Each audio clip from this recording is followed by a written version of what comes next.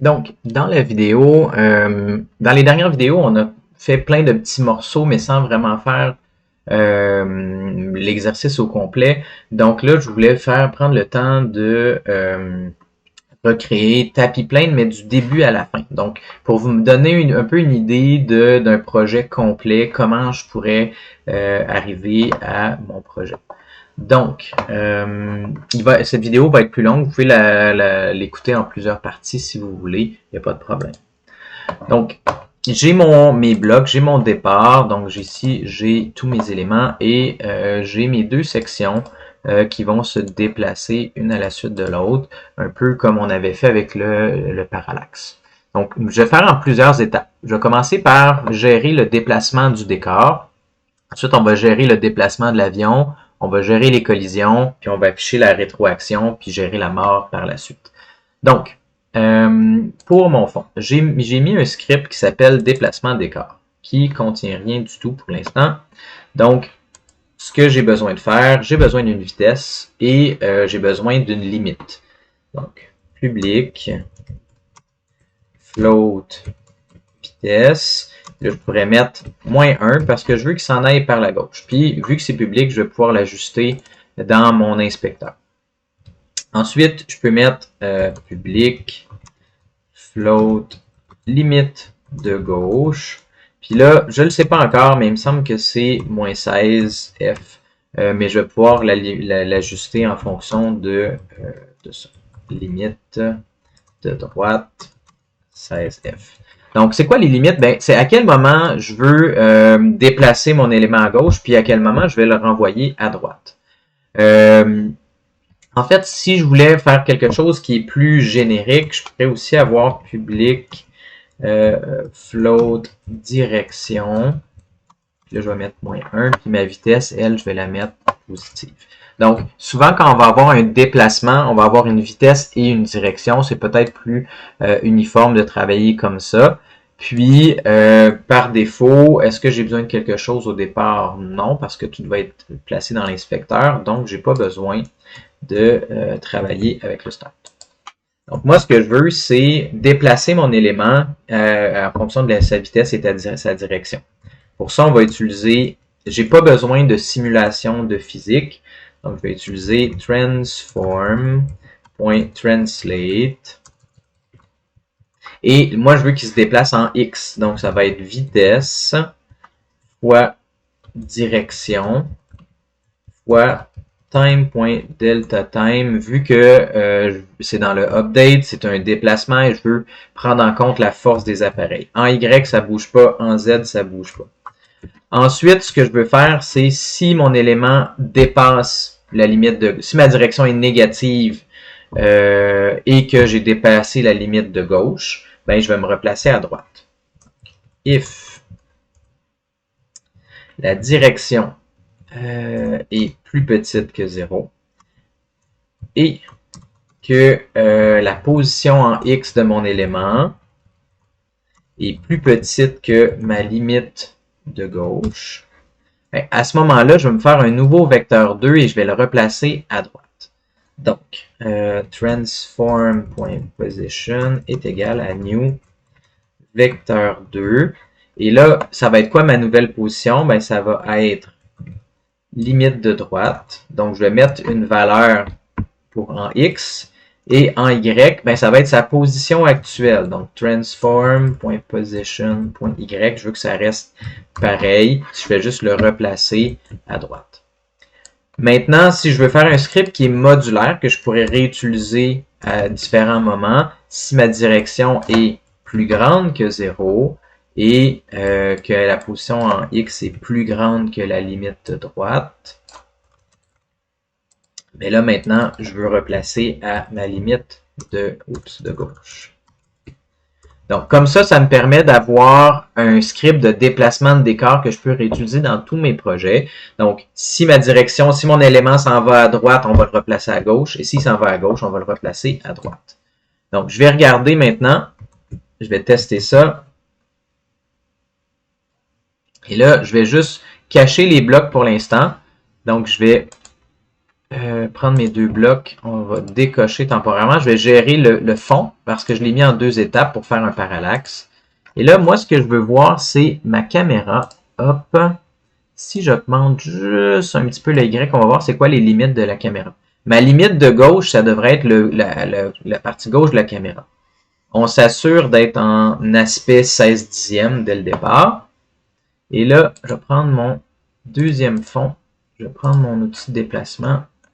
Et je vais me déplacer, hop, à la limite ici. Vous voyez comme le côté ici, là, quand mon élément a quitté l'écran, j'aimerais le replacer. Donc ça, c'est quoi? C'est moins 16.53.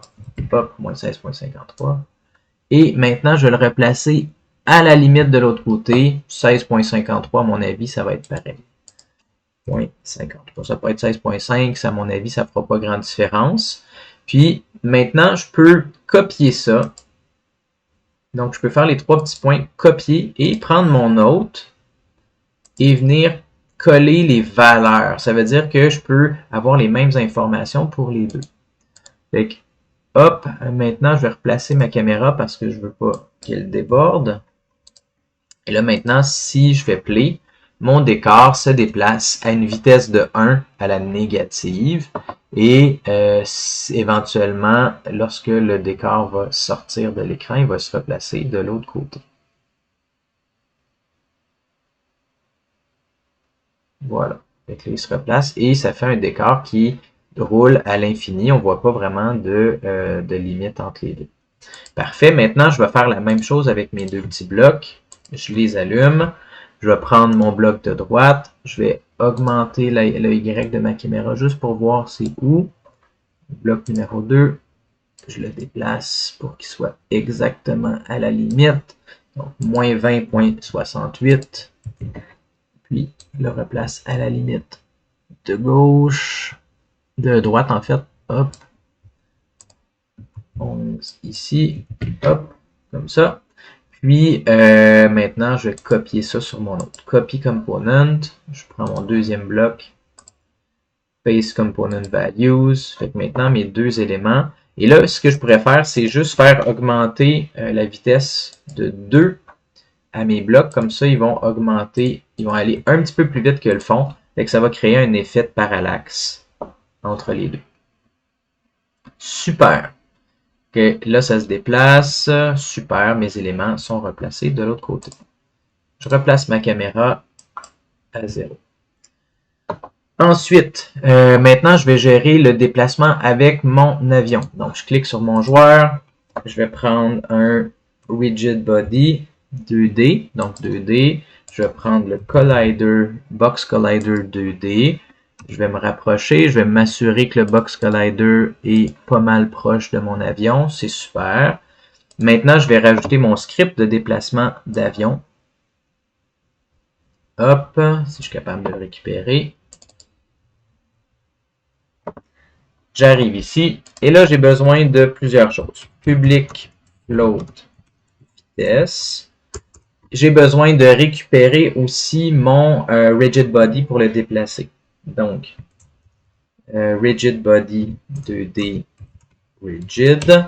Dans le start, je vais récupérer cet élément-là. Rigid est égal à get component rigid body 2D.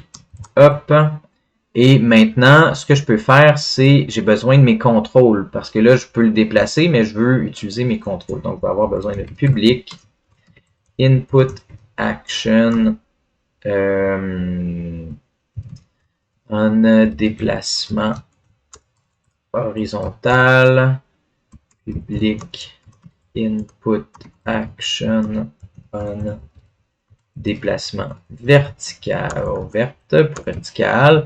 Et là, vu que j'ai utilisé input action, ça l'a ajouté pour moi automatiquement, mais assurez-vous d'avoir ajouté using Unity Engine.input system, sinon ça va être en rouge ici. Sinon, si c'est pas là, ajoutez-le. Maintenant, j'ai besoin d'activer mes inputs. Donc, j'ai besoin d'une fonction void on enable. Puis, je vais avoir besoin d'une fonction void on disable. avec des O majuscules. Et là, je vais activer mes deux actions. .enable comme ça. Puis, je vais sélectionner les deux. Disable. Comme ça. Donc, mes deux inputs sont activés. Maintenant, ce que je veux faire, c'est quand je veux lire la valeur dans le update de ça, je vais multiplier par la vitesse et je vais appliquer ça à la vélocité linéaire de mon rigid body. Donc, je vais avoir float, déplacement horizontal input égal à on déplacement point read value type float. Comme ça. Fait que si c'est moins, ça va être entre moins 1 et 1. Et je peux ensuite multiplier par la vitesse. J'ai pas besoin de multiplier par time.deltaTime parce que le rigid body va le faire pour nous. Ensuite, float vertical put on déplacement vertical point read value de type float. De même, fois vitesse. Même. Et maintenant, je peux faire rigid.linear velocity égale à new vecteur 2 avec mon déplacement horizontal et mon déplacement vertical comme ça. Donc, normalement, si je teste ça, ça devrait fonctionner. Je m'en viens dans Unity, je compile. Et maintenant, je vais avoir mes inputs à saisir dans ma petite boîte ici. Hop, on va mettre positif, négatif. Négatif, je vais utiliser les flèches ici. Positif, listen à droite. Puis verticalement, positif, négatif. Donc là, c'est le négatif, je vais prendre la flèche du bas.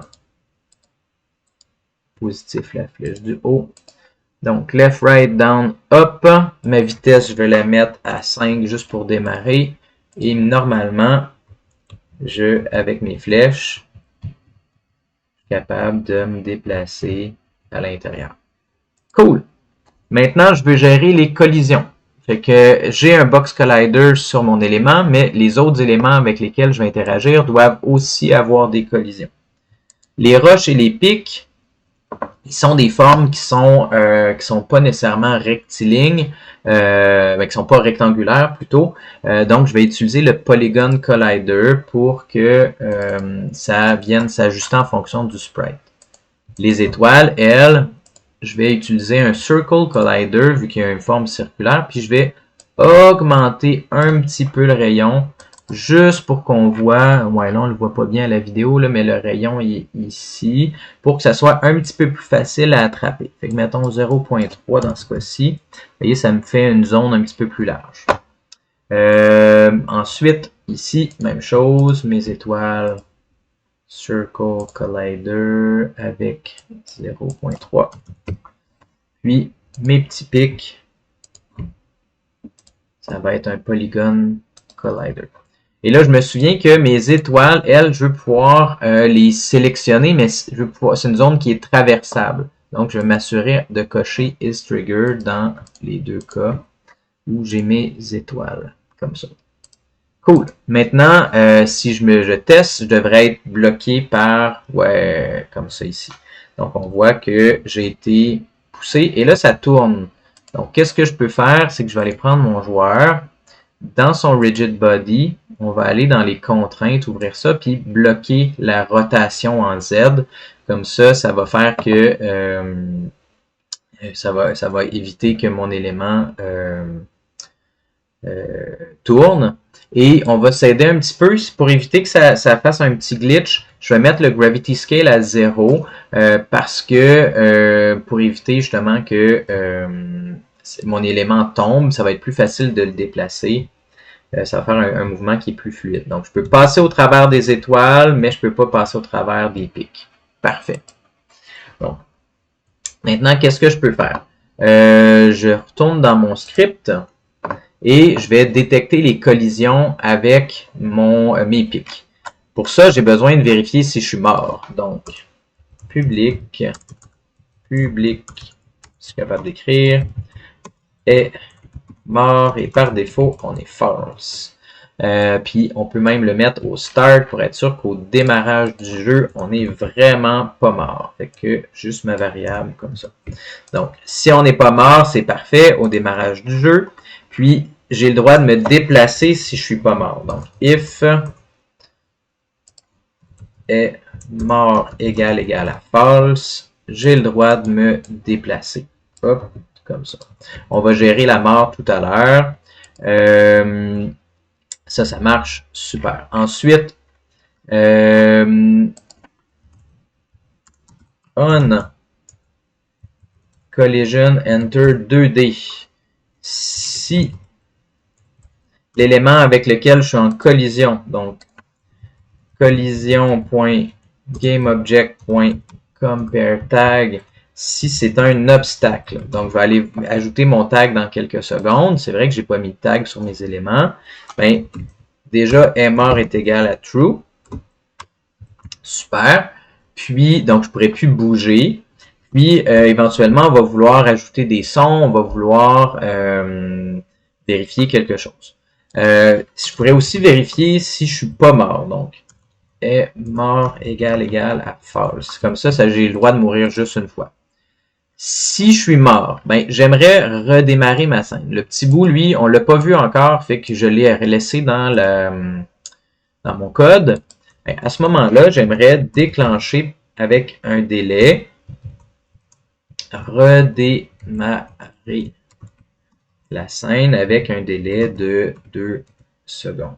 Fait que si je touche un objet, ben, ça va redémarrer ma scène comme tel. On teste ça. On va regarder aussi dans mon script. Normalement, je vais avoir mon petit booléen pour vérifier si je suis mort. Normalement, quand je vais cocher, ici, quand je vais toucher un élément, ça va se cocher. Boum! Puis là, si on redémarre le jeu après quelques secondes. 1, 2.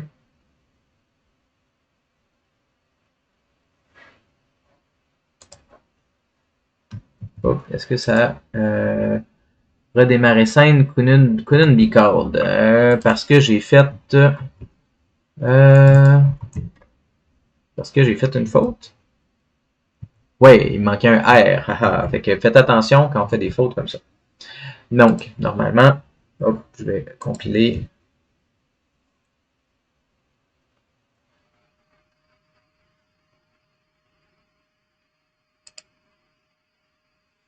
Un, deux, et voilà, c'est recommencé. Le jeu a recommencé. Super.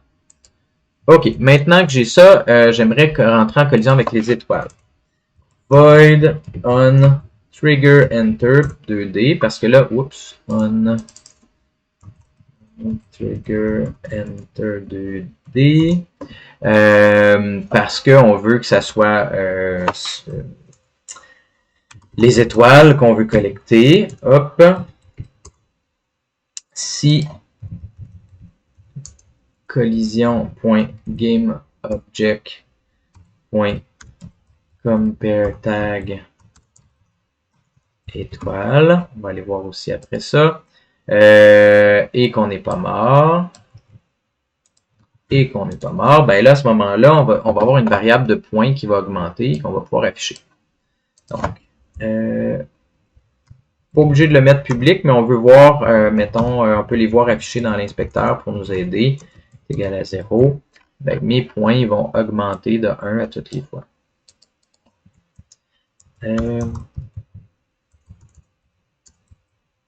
Point plus. Comme ça. On va tester. Normalement, ça devrait marcher. Donc, vous voyez que je teste beaucoup au fur et à mesure.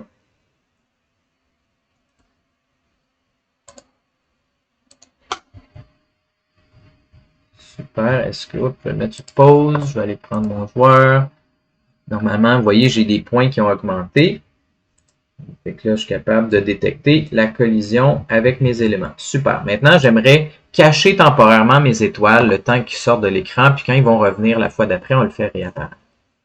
Donc, comment on fait ça? Ben là, j'ai mis un script gestion étoiles sur mes étoiles. Donc, je les ai mis publics. Vous allez voir pourquoi. J'ai mis ma fonction cachée. Comme ça, je peux y accéder ailleurs. Donc, moi, ce que j'ai besoin d'accéder au sprite renderer de mes étoiles.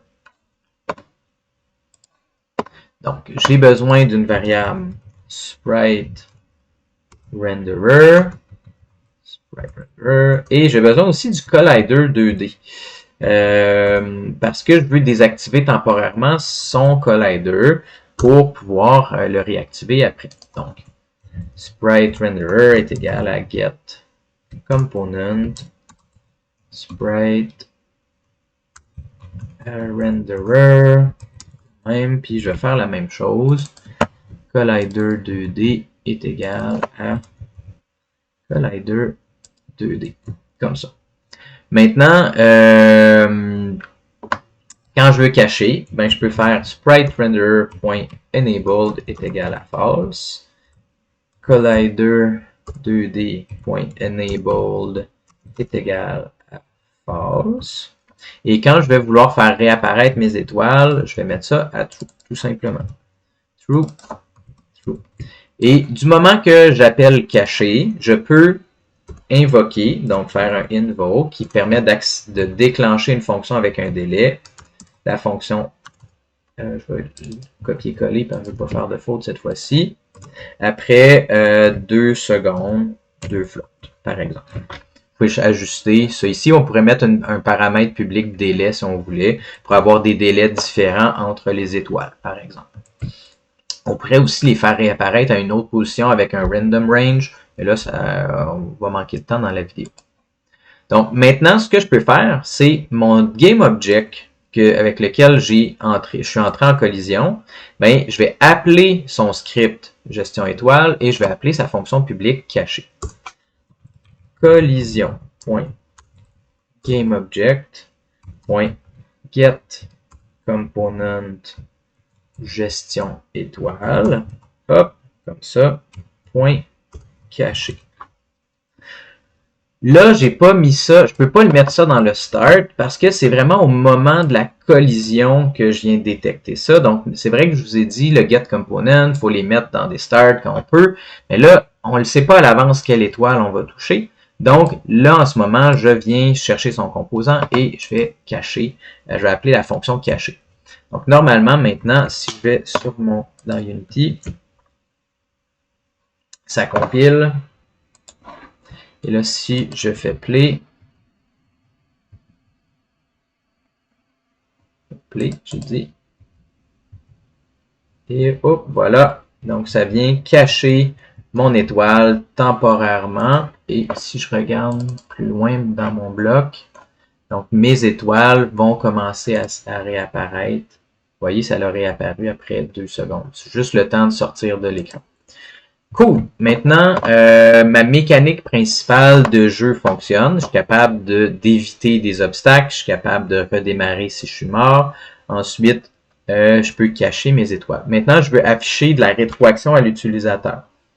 Donc, dans un deuxième temps, ce que je vais faire, c'est je vais mettre à mon joueur un audio source.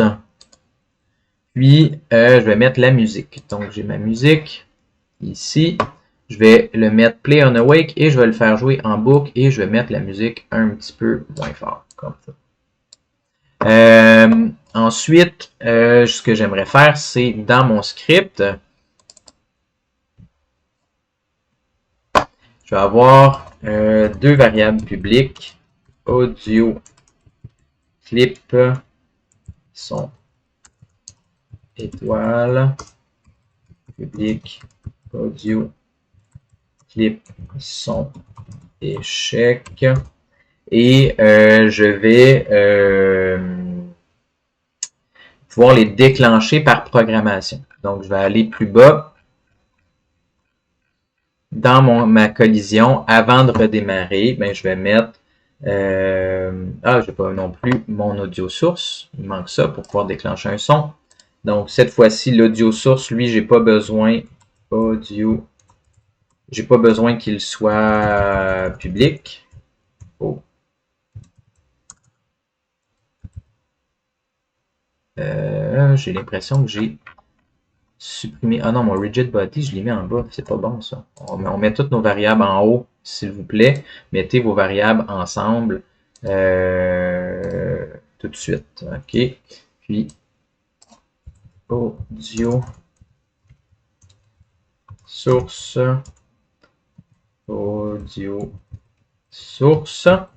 Donc, maintenant, je vais faire la même chose. Ici, audio source est égal à getComponent. Je le copie parce que je suis tanné de le réécrire à toutes les fois. Audio source. Donc, dans mon start, maintenant, j'ai récupéré mon composant. Et au moment, cette fois-ci, au moment de ma collision, audio source.play one shot de son échec. Puis au moment de l'étoile, je vais faire la même chose, mais avec mon son d'étoile. Son étoile. On peut aussi arrêter la musique pour être sûr que les deux, le son d'échec ne rentre pas en compétition. Fait que je peux faire audio source.stop. Fait que ça vient arrêter la musique qui est en haut. Puis on va juste faire jouer le son une seule fois. Parfait, on va tester ça. Ensuite, il nous reste le UI, puis on a fini. Je teste. Ah, j'ai pas mis. Ma musique fonctionne, mais mes audioclips ont pas été glissés. Joueur. Ici, j'ai mon script. Il me manque mes deux. Ici, étoile, étoile, échec, échec. Et là, normalement. Parfait. Puis là. Parfait. J'ai mes deux sons qui fonctionnent. Excellent. Il nous reste le Canva avec l'affichage des points, puis on a terminé. Donc, Canva, ici, hop, Canva, comme ça. Puis, on va s'assurer de le mettre en Scale with Screen Size. Je vais me mettre dans un format 10 par 16 par 10. Et je vais ajouter mon texte. UI, TMP texte. Si jamais vous n'avez pas, là j'ai déjà téléchargé moi les affaires le dossier de TextMesh Pro, mais sinon ça se peut qu'on ait à importer les essentiels. Je viens cliquer dans le positionnement en haut à gauche. Je viens m'assurer en utilisant Alt pour positionner les deux. Je le décale un petit peu parce que je veux pas que mon texte touche au bord. Je vais prendre une couleur qu'on va voir. Puis, je vais mettre déjà le texte de base. Point 0. Puis, je vais dans mon code. Ici, je vais me faire une variable publique. TMP texte. Texte point. Puis, j'arrive en haut. TextMesh Pro a été ajouté, donc TMP Pro. Sinon, ajoutez-le par vous-même, sinon ça ne marchera pas. Puis, au start, j'aimerais afficher mes points. Donc, texte point texte. Donc, la propriété texte de mon composant TextMesh Pro. $, double, point. On veut l'interpolation de chaîne. Accolade, je mets mes points et je peux ainsi inclure une variable à l'intérieur. On peut ensuite, au moment de toucher les étoiles, j'ajoute mes points et je peux réappeler la même ligne. Donc, ça va mettre à jour mon pointage au fur et à mesure. Je teste ça. Oh, il y a une erreur, il ne se passe rien. Pourquoi? Parce que j'ai pas glissé mon texte dans mon script de joueur. Donc, j'arrive ici et j'ai mon script de joueur. J'ai pas glissé mon texte. Texte point. Et maintenant, on va le vide. Et là, mes points s'ajoutent sans problème. Maintenant, si j'avais à compiler ça, parce que là, je veux tester tout ça sur, mettre ça en ligne, puis mettre ça sur GitHub. Donc, mon prototype est terminé. Dernier point que je voudrais faire, je voudrais prendre une police de caractère parce que mon texte est lettre. Donc, clic droit sur une fonte, Create, TextMesh Pro, Font Asset, SDF, cool. Je retourne dans mon texte, je choisis la nouvelle police, et là maintenant j'ai une super belle police qui s'affiche. Je sauvegarde, hein, déjà, ça c'est pas mal. Puis, je vais aller dans Edit, Project Settings, Player, je m'assure d'être en WebGL. Je m'en vais dans la résolution. Je m'assure d'être dans un format qui est en 16 dixièmes. Donc, même chose ici, ça c'est bon. Publish Setting, je vais désactiver la compression. Si vous ne voyez pas ça, c'est que vous êtes dans Unity Hub, vous n'avez pas activé le module WebGL. Ici, installe. Vous devriez avoir Web ici. Si vous ne le voyez pas, Add Module ici. Parfait. Donc maintenant, ce que je vais faire, je vais aller dans Build Profile et je m'assure d'être en Web. Sinon, on vient faire Switch et je viens faire Build and Run pour tester. Là, ça va compiler. Je mets ça dans un dossier docs en minuscule et je reviens dans 2 minutes. Donc, ça a fini de compiler et j'arrive ici et là maintenant, j'ai mon son fonctionne, j'ai tout ça et je reviens dans Unity. Maintenant, ce que je voudrais faire, c'est déposer ce code sur GitHub Desktop. Sur GitHub en général avec GitHub Desktop. Donc, ce que je vais faire avant toute chose, je vais m'assurer que mon dossier dans mes démos, ici, je vais m'assurer d'avoir les fichiers Git Attributes et .gitignore, pas de Unity devant, mais avec un petit point pour que les fichiers soient bien ajoutés. J'arrive ici, Add Local Repository. Et là, je vais aller dans Démo. Je vais aller dans Tapis vidéo. Ouvrir un ici. Et je vais mettre sur pause. J'ai dû déplacer mon dossier parce que j'avais déjà un compte GitHub avec mon projet. Là, j'ai juste déplacé mon projet. Fait que je recommence. J'ai Add Local Repository. Je choisis mon projet. Ensuite, j'arrive ici. Create a new repository. Je ne change rien. Et maintenant, j'active Git LFS.